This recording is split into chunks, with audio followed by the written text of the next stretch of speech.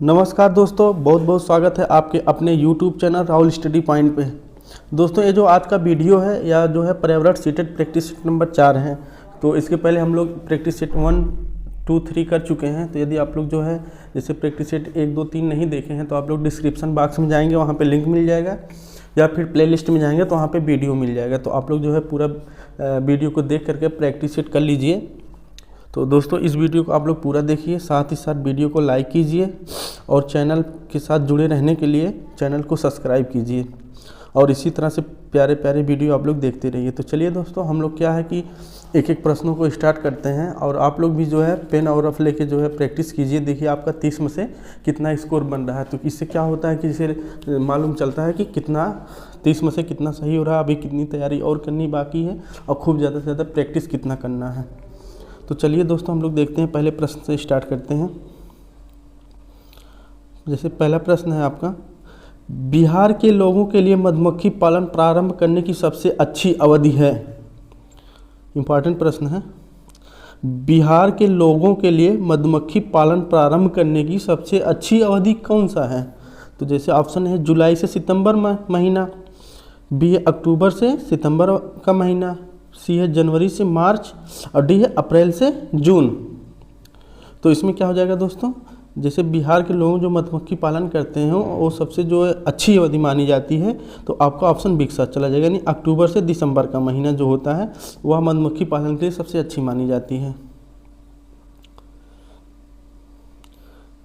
प्रश्न दूसरा है, हमारे देश के नीचे दिए गए राज्यों में से किसमें एल्युमिनियम का खान है?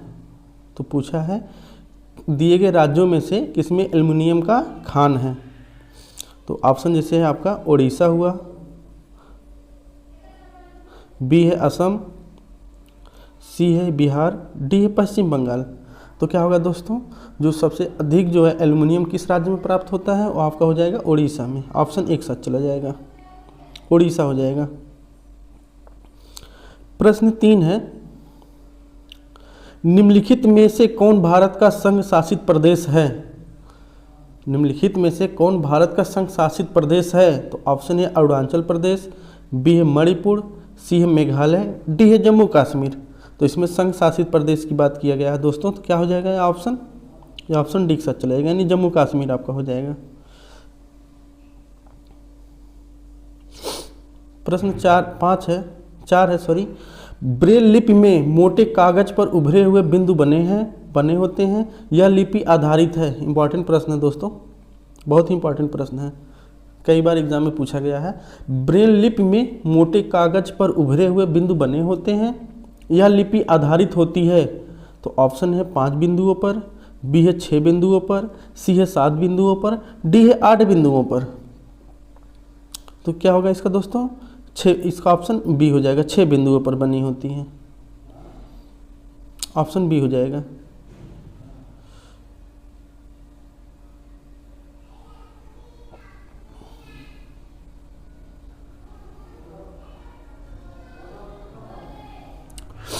प्रश्न 5 है, इंपॉर्टेंट प्रश्न है भी, सीटेट का जो है बहुत ही मोस्ट इंपॉर्टेंट प्रश्न है। नीचे दिए गए फलों और सब्जियों में से उन्हें चुनिए जिनके अंदर जो है बीज पाए जाते हैं, जिनके भीतर जो है बीज पाए जाते हैं। जैसे इसमें है फल है, देखिए कौन कौन सा फल है, कौन कौन सब्जी है। तो देखिए इसमें जैसे करेला हुआ, खीरा हुआ, चीकू है, भिंडी है, प्याज है, प्याज हो जाएगा आपका, प्याज हुआ, नाशपाती हुआ, आलू हुआ, टमाटर हुआ। तो इसमें क्या हो जाएगा दोस्तों, जैसे करेला, खीरा, चीकू, भिंडी, प्याज, नाशपाती, आलू, टमाटर। तो जैसे ऑप्शन क्या है, ऑप्शन को हम चेक करते हैं। जैसे खीरा हुआ, चीकू, भिंडी, प्याज, नाशपाती। बी है करेला, खीरा, चीकू, भिंडी, आलू, टमाटर। सी है करेला, खीरा, चीकू, भिंडी, नाशपाती, टमाटर। और डी है करेला, चीकू, भिंडी, टमाटर, आलू।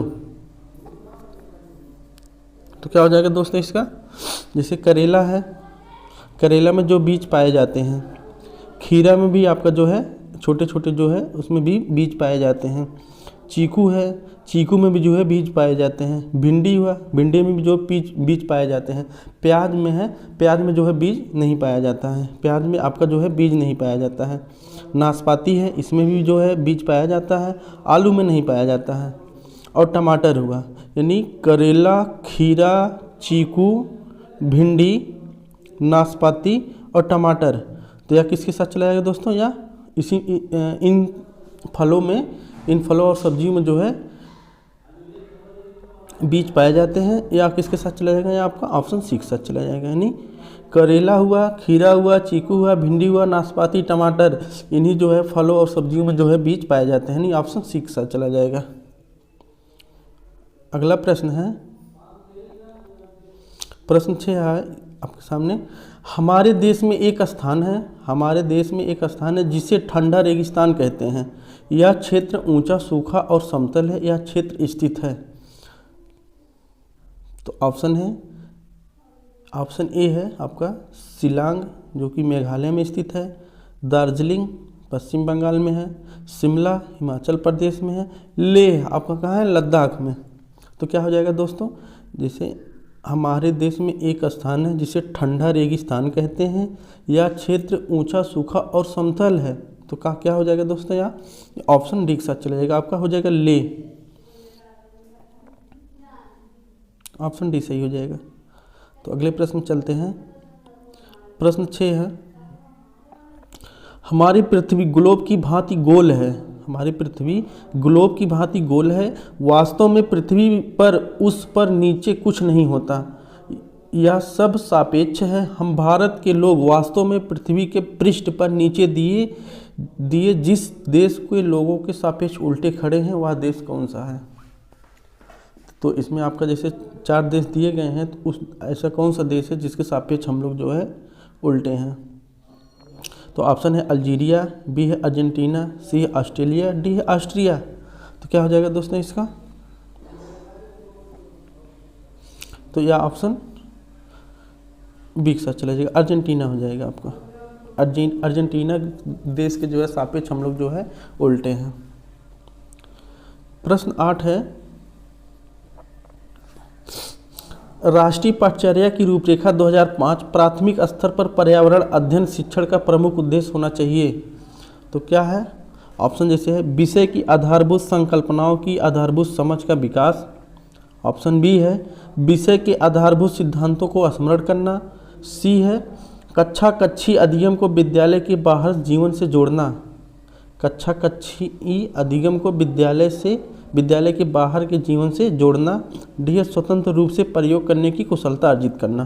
तो दोस्तों जैसे सीटेट में क्या होता है, शिक्षण में आपको 4 के 4 ऑप्शन सही रहते हैं, लेकिन उसमें क्या होता है कि जैसे आपको बेस्ट से बेस्ट मतलब कौन सा जो है ऑप्शन सही होगा उसको जो है उसका सिलेक्शन करना है। तो जैसे इसमें क्या है कि इसमें पूछा है कि पर्यावरण अध्ययन शिक्षण का प्रमुख उद्देश्य होना चाहिए, तो क्या होना चाहिए?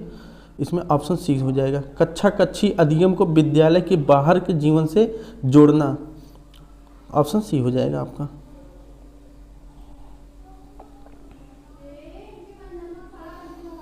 प्रश्न 8 है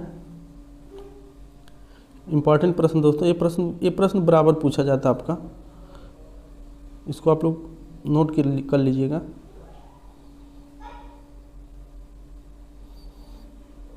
जैसे प्रश्न है नीचे दिया गया कौन सा जंतु भालू जैसा दिखता है। इंपॉर्टेंट प्रश्न दोस्तों, नीचे दिया गया कौन सा जंतु भालू जैसा दिखता है परंतु भालू नहीं है। यह दिन में लगभग 17 घंटे वृक्षों की शाखाओं से उल्टे लटक कर सोकर बिताता है और उसी वृक्ष की पत्तियों को खाता है। इस जंतु की औसत आयु कितना है? 40 वर्ष है तथा अपने पूरे जीवन काल में यह मुश्किल से 8 वृक्षों पर ही घूमता है। तो क्या हो जाएगा दोस्तों? ऑप्शन है चिंपैंजी, बी है लंगूर, सी है पांडा, डी है स्लॉथ। तो किसके साथ जाएगा दोस्तों? यह ऑप्शन डी के साथ जाएगा, स्लॉथ। तो स्लॉथ जो है प्रतिदिन कितने घंटे सोता है दोस्तों? यहाँ प्रतिदिन जो है 17 घंटे, या प्रतिदिन 17 घंटे जो आपका प्रतिदिन जो है यहाँ पे दिया है 17 घंटे जो है सोता है। स्लॉथ अपने शरीर का तापमान जो है लगभग 86 डिग्री फ़ारेनहाइट से 93 फ़ारेनहाइट तक जो है बनाए रखता है। तो इसकी सबसे बड़ी विशेषता होती है, जो इस्लात की सबसे बड़ी विशेषता क्या है कि इस्लात उसी पेड़ की पत्तियों को खाता है जिस पर वह रहता है, जिस पर वह जो है रहता है, उसी डाल की पत्तियों को जो है वह खाता है।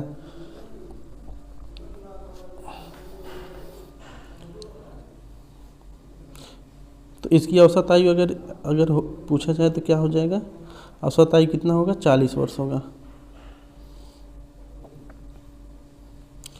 तो इसमें जैसे क्या है कि यह जो है इसका पूरा जो है 8 वृक्षों पर यह अपने 40 वर्ष की जीवन काल में जो है 8 वृक्षों पर रहता है, उसी की पत्तियों को खाता है और उसी 8 वृक्षों के आसपास में जो ही अपना जो कभी उस पर अपना जो है घूमता रहता है।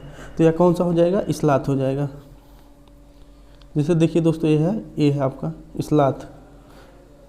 दिखता एकदम सेम भालू की तरह है, लेकिन यह भालू नहीं होता है। प्रश्न 10 है, आयोडीन का स्रोत होता है, आयोडीन का स्रोत होता है। जैसे ऑप्शन है शैवाल, बी है कवक, सी है फफूंद, डी है इनमें से कोई नहीं। तो आयोडीन का जो स्रोत होता है दोस्तों क्या हो जाएगा, वो ऑप्शन 1 सच चलेगा, शैवाल होता है। प्रश्न 11 है, इंपॉर्टेंट प्रश्न है, निम्नलिखित में कौन चंद्रगुप्त द्वितीय के शासनकाल में भारत आया था। तो ऑप्शन ए है मेगास्थनीज, बी है फाहियान, सी है ह्वेनसांग, डी है वास्को डी गामा। तो क्या हो जाएगा दोस्तों, इसका जो चंद्रगुप्त द्वितीय विक्रमादित्य के शासनकाल में आया था वो आपका हो जाएगा फाहियान, ऑप्शन बी सच चला जाएगा। मेगास्थनीज जो है, मेगास्थनीज की बात किया जाए तो इन्होंने जो है इंडिका नामक पुस्तक लिखे थे, इंडिका। तो यह भारत किसके दूत बन के आए थे अगर पूछा जाए तो सेल्यूकस निकेटर का जो है दरबारी थे, जो है सेल्यूकस निकेटर का जो है यह राजदूत बन के चंद्रगुप्त मौर्य के समय में आया था। और फाहियान जो है चीनी यात्री था,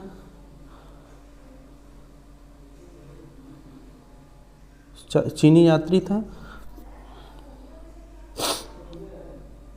इसकी पुस्तक की बात किया जाए तो यह जो है फोयूकी लिखा था। और ह्वेनसांग किसके शासनकाल में आया था, हर्षवर्धन के शासनकाल में आया था।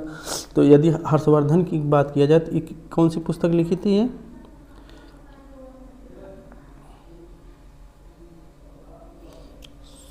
सीयूकी। यदि फाहियान की पुस्तक की बात की जाए तो फोयूकी है, और ह्वेनसांग का कौन सा है, सीयूकी है। और वास्को डी गामा जो है, वास्को डी गामा कब आए थे तो 1498 ईस्वी में भारत की खोज किया था। अगर पूछा जाए किस बंदरगाह पे आए थे तो कालीकट के बंदरगाह पे। यह कहाँ स्थित है, तो कालीकट बंदर कहाँ स्थित है दोस्तों, यह केरल में स्थित है। तो जैसे वास्को डी गामा का आने का उद्देश्य क्या था, तो ये था मसालों का जो है व्यापार करना था। अगर उद्देश्य की बात किया जाए तो मसालों का व्यापार करना था।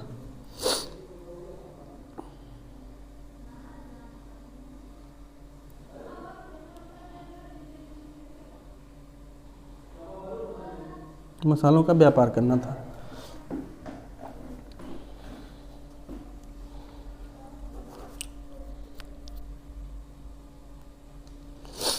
प्रश्न 12 है, गरबा लोक नृत्य का प्रचलन भारत के किस राज्य में है।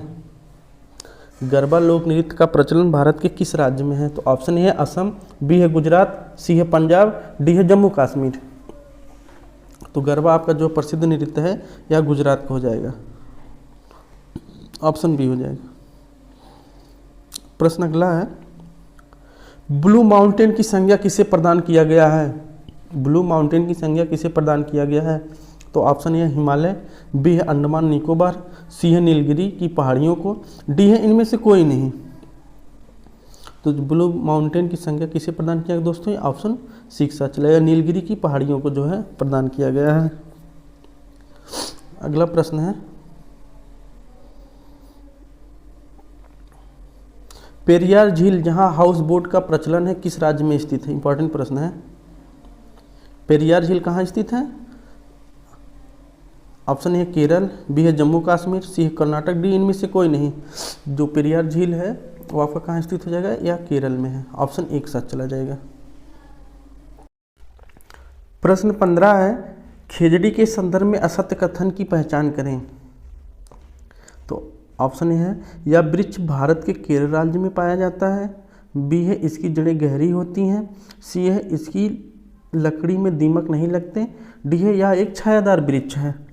तो खिजड़ी वृक्ष की अच्छा असत्य के बारे में पूछा दोस्तों, तो क्या हो जाएगा, जैसे ऑप्शन है यह वृक्ष भारत के केरल राज्य में पाया जाता है, तो यह ऑप्शन आपका जो है गलत हो जाएगा, यानी यही पूछा है। तो यह केरल राज्य में नहीं पाया जाता है, या जो है यह आपका हो जाएगा कहाँ पाया जाता है, तो राजस्थान में पाया जाता है, या राजस्थान में पाया जाता है। इसकी जड़ें गहरी होती हैं, यह सही है। इसकी लकड़ी में दीमक नहीं लगते, यह भी सही है। यह वृक्ष एक छायादार वृक्ष है, तो यह भी सही है। यानी इसमें क्या पूछा था, आपका असत्य पूछा था, यानी ऑप्शन एक साथ चला जाएगा। अगले प्रश्न में चलते हैं। प्रश्न 16 है, लाइकेन किसके प्रति संवेदनशील है। लाइकेन जो है किसके प्रति संवेदनशील है, तो ऑप्शन है कार्बन डाइऑक्साइड के, बी है कार्बन मोनोऑक्साइड के, सी है सल्फर डाइऑक्साइड के, डी है नाइट्रोजन के ऑक्साइड के। तो लाइकेन किसका हो जाएगा दोस्तों, या ऑप्शन 6 सच चलेगा, यानी सल्फर डाइऑक्साइड के। जो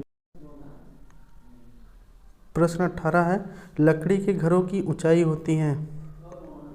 ऑप्शन है 8 से 10 फीट, बी है 10 से 12 फीट, सी है 12 से 14 फीट, डी है 14 से 16 फीट। तो क्या हो जाएगा इसका मित्रों, जो लकड़ी के घरों की ऊंचाई होती है और लगभग 10 से 12 फीट होती है। तो क्या होता है कि जैसे जहाँ पे अधिक वर्षा होने के कारण जो है वहाँ के घर जो है लकड़ी के बनते हैं, तो जो ज़मीन से लेके वहाँ जो 10 से 12 फीट तक ऊंचाई पे बनाया जाता है, जिससे क्या होता है कि बारिश के पानी से बचने में राहत होती है। तो जैसे होता है असम मौसम का जो है, असम मौसम में है, असम मौसम में ऐसे घर बनाए जाते हैं।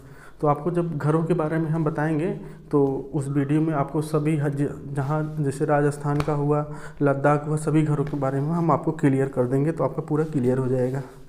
तो चलिए हम लोग अगले प्रश्न चलते हैं। प्रश्न 18 है,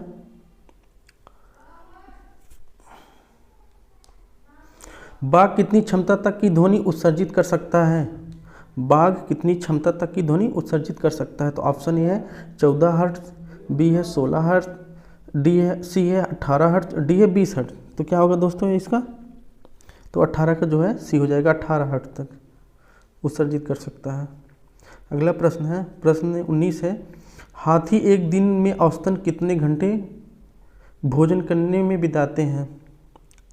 तो ऑप्शन है 15 घंटा, बी है 16 घंटा, सी 18 घंटा, डी है 20 घंटा। तो 19 क्या हो जाएगा मित्रों, हाथी एक दिन में जो औसतन कितने घंटे भोजन करने में बिताते हैं, ऑप्शन 6 से चला जाएगा, यानी 18 घंटा हो जाएगा। 19 का ऑप्शन सी सही हो जाएगा। प्रश्न 20 है, भारत में सर्वाधिक मधुमक्खी पालन किस राज्य में होता है। तो भारत में सर्वाधिक मधुमक्खी पालन किस राज्य में होता है, ए है उत्तर प्रदेश, बी है झारखंड, सी है उड़ीसा, डी है छत्तीसगढ़। तो 20 में क्या हो जाएगा दोस्तों, 20 का मधुमक्खी पालन सबसे ज़्यादा जो है आपका झारखंड में होता है, यानी ऑप्शन बी सच चला जाएगा, झारखंड। अगला प्रश्न है, प्रश्न 21 है, इम्पॉर्टेंट प्रश्न मित्रों, प्रश्न 21 बहुत इंपॉर्टेंट प्रश्न है। तो जैसे इसमें ब्लैक फुट की समस्या जल में किस तत्व के घुलने और उसके सेवन करने से होता है। तो ऑप्शन ए है पारा, बी है कैडमियम, सी है नाइट्रेट, डी है आर्सेनिक। तो जो ब्लैक फुट होता है दोस्तों, जैसे इसमें है कि पारा से यदि जल प्रदूषित होता है तो कौन सा रोग होता है, मिनी माता रोग होता है, मिनी माता होगा। कैडमियम की कमी से क्या होता है,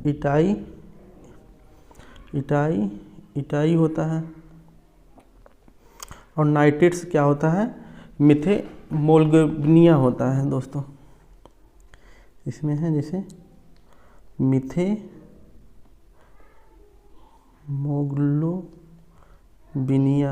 मोग्लोबिनिया होता है, या जो है जल पीने से जो है नाइट्रेट की अधिक सांद्रता होने के कारण जो है शरीर के लिए बहुत ही हानिकारक होती है, जिसके जो है कारण जो है यह रोग होता है। इससे जो है ब्लू बेबी सिंड्रोम भी इस रोग को कहते हैं, ब्लू बेबी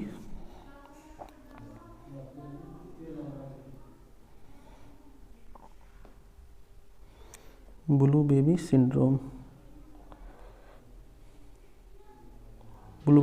भी कहते हैं।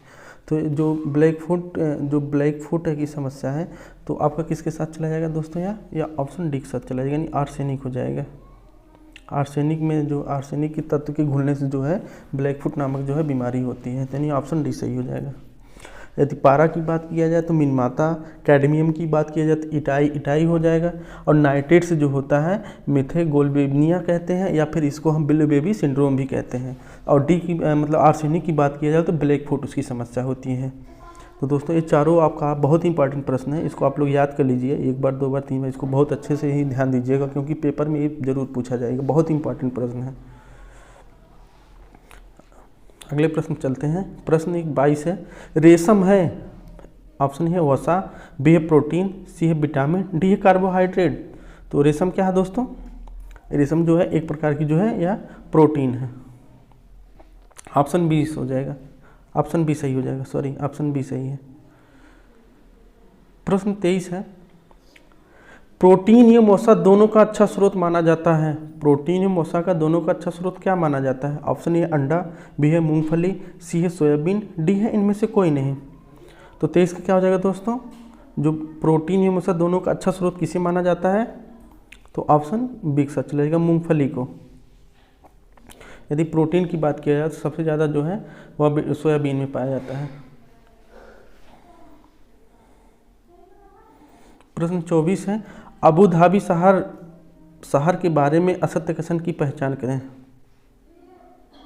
यहाँ के रहेगा, अबू धाबी शहर के बारे में असत्य कथन की पहचान करें।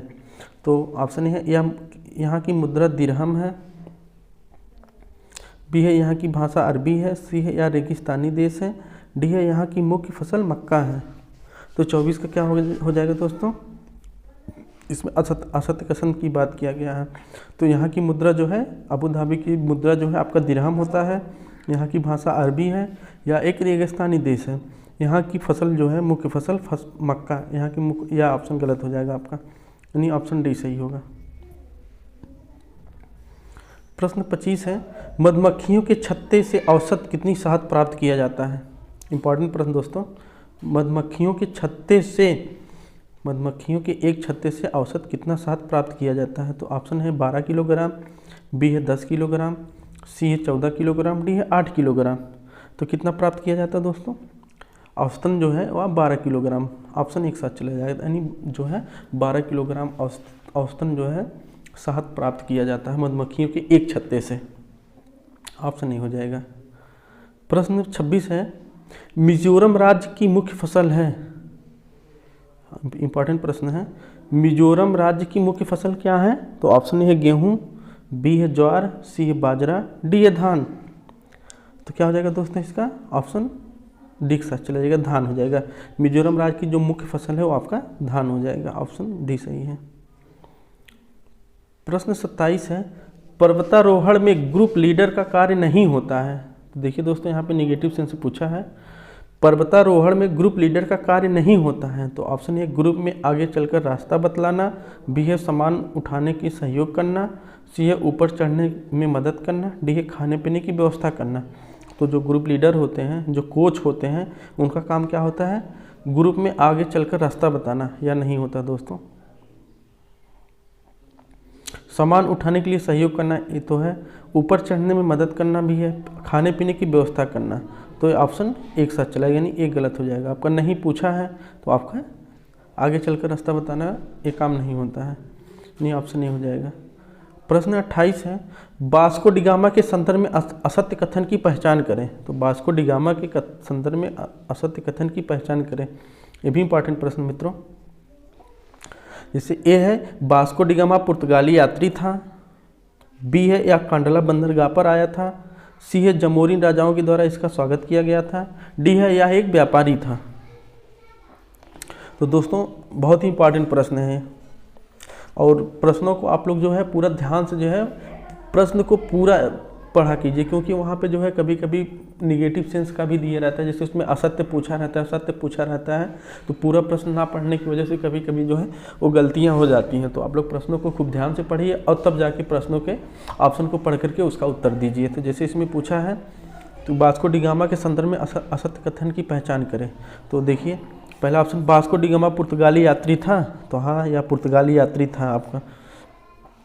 यह कांडला बंदरगाह पर आया था, तो यह कांडला बंदरगाह पे नहीं आया था, बल्कि यह जो आया था वो आपका आएगा कालीकट बंदरगाह पे आया था, जो है कालीकट बंदरगाह पे,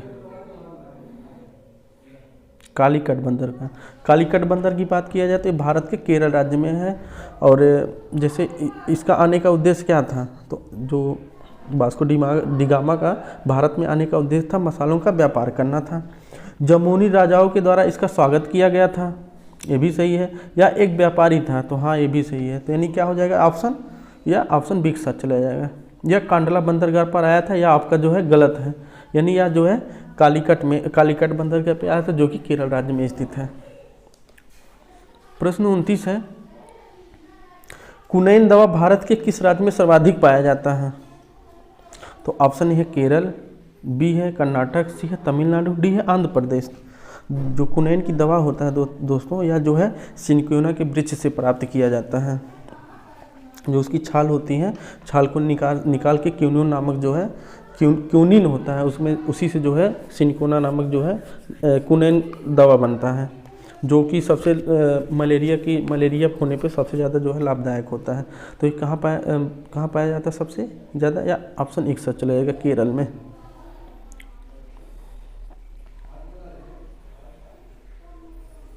प्रश्न 30 है, पक्षी अपनी गर्दन बहुत अधिक हिलाते हैं, इसका कारण है कि? इंपॉर्टेंट प्रश्न दोस्तों, सीटेट में पूछा गया है। पक्षी अपनी गर्दन बहुत अधिक हिलाते हैं, इसका कारण है कि? ऑप्शन ए है उड़ सकते हैं, बी है उनके कान पंखों से ढके होते हैं, सी है पक्षियों की आँख छोटी होती हैं, डी है पक्षियों की आँखों की पुतली घूम नहीं सकती। तो इसका क्या होगा मित्रों? तो पक्षी अपनी गर्दन बहुत अधिक हिलाते हैं, तो इसका कारण क्या है? तो यह आप लोग कमेंट बॉक्स में बताइए इसका उत्तर क्या होगा। तो आप लोग चैनल को जो है सब्सक्राइब करके बेल आइकन वाली बटन को दबा दीजिए। और सीटेट से रिलेटिव वीडियो देखने के लिए तो राहुल स्टडी पॉइंट पर जुड़े रहिए, और ऐसे प्यारे प्यारे वीडियो को आप लोग जो है देखते रहिए, और अपने दोस्तों मित्रों को पास भी भेजिए, जिससे उनको भी इस वीडियो का जो है पूरा लाभ मिले। तो दोस्तों बने रहिए राहुल स्टडी पॉइंट पर, हम ऐसे वीडियो आपके लिए डेली लेके आते रहेंगे, और आप लोग जो है वीडियो का पूरा आनंद लीजिए, और सीटेट में खूब अच्छा से अच्छा जो है स्कोर कीजिए। तो इसका जैसे प्रश्न 30 का क्या हो जाएगा मित्रों? तो पक्षी अपनी गर्दन बहुत अधिक हिलाते हैं, इसका कारण क्या होगा? तो ये ऑप्शन डी के साथ चला जाएगा। पक्षी की आंखें जो है पुतली घूम नहीं सकती हैं, पक्षियों की जो आंखें की पुतली होती है वो घूम नहीं पाती हैं, इसीलिए जो है वह जो अपनी गर्दन जो है दाएं बाएं हिलाते रहते हैं अपना जो है। यानी ऑप्शन डी के साथ चला जाएगा इसमें। तो बहुत बहुत धन्यवाद मित्रों, बने रहिए राहुल स्टडी पॉइंट पर। आप सभी का जो है बहुत बहुत स्वागत है।